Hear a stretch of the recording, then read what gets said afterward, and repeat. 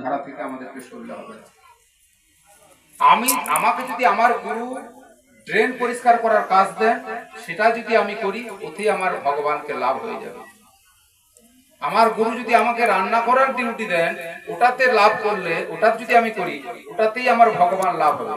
আর যদি আমাকে গুরু শিষ্য করার অধিকার না দেন, বা আমার বৈষ্ণবগণ শিষ্য করার অধিকার না দেন, যদি আমি শিষ্য যদি করি, তাহলে আমার শিষ্য আর ওই গুরু দুজনের দেবতা সাপ আপতে।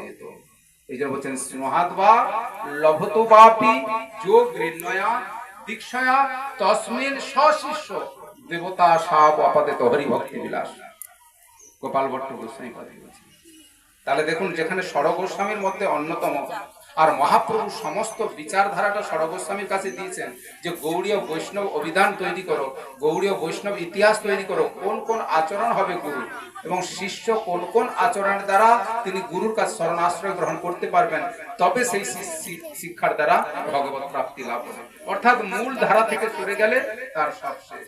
এরপরে কি করতে হবে না, গায়ত্রী মন্ত্র লাভ করতে হবে সেই গুরুর মুখে। যে গুরু মূল দীক্ষার যে গায়ত্রী মন্ত্র শিষ্যের সঙ্গকে দেন, সেই শিষ্য দ্বিজত্ব হওয়ার অধিকার আছে কিনা বিচার করেন। দ্বিজত্ব হওয়ার মানে ব্রাহ্মণত্ব। ব্রাহ্মণত্বের প্রথম গুণ কি না, সরলতা। ওই শিষ্যের মধ্যে সেই সরলতাকে জাগরিত করতে হবে তাকে। গুরুর কাজটা শিষ্যকে জাগরিত বারবার বলবে যে সংসারের যা কিছু হয়ে যাক না কেন, তোমাকে এই সংসারের দিকে তাকাতে বেশি হবে না, কারণ এই সংসারকে তো অনেক লোক তাকিয়ে কোনো লাভ করতে পারেনি।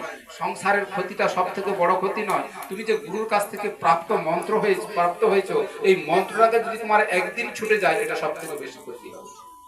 আমি যদি মনে করি সাধু সঙ্গের সুযোগ আছে, সাধু সঙ্গে আমার যাওয়া দরকার, আমার মনে করছি দোকান আছে বা কোনো কিছু আছে, এটা যদি আমি ছেড়ে চলে যাই আমার ক্ষতি হয়ে যাবে। ক্ষতি হবে কত হবে, 2000 5000 টাকা ক্ষতি হবে, 10,000 টাকা ক্ষতি হবে।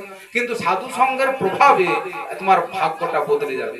সাধু সঙ্গের প্রভাবে তোমার যে কপালে যত প্রকার অনন্ত জন্মের পাপ সমস্ত আছে, ধুয়ে মুছে সাফ হয়ে যাবে। ওই জন্য সুযোগ থাকলে সাধু সঙ্গ করতে হবে। এই সাধু সঙ্গের থেকে বড় লাভ আর কোনো কাজে নাই এই সংসারে। ওই জন্য বলছে লবমাত্র সাধু সঙ্গে কোন সিদ্ধি বাকি থাকে না।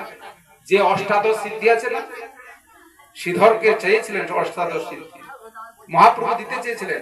থোর কলা বচা তোমার কাছে আমি প্রতিদিন নিয়ে যাই, শ্রীধর তুমি তো গরিব মানুষ, তোমাকে আমি একটা সিদ্ধি দেই, ওই সিদ্ধি দ্বারা তোমার সব গরিব বনা চলে যাবে। বলে কি সিদ্ধি দিবে? বলে আরে জানো না, একটা সিদ্ধি এমন আছে, জলের উপর দিয়ে তুমি হেঁটে যেতে পারবে।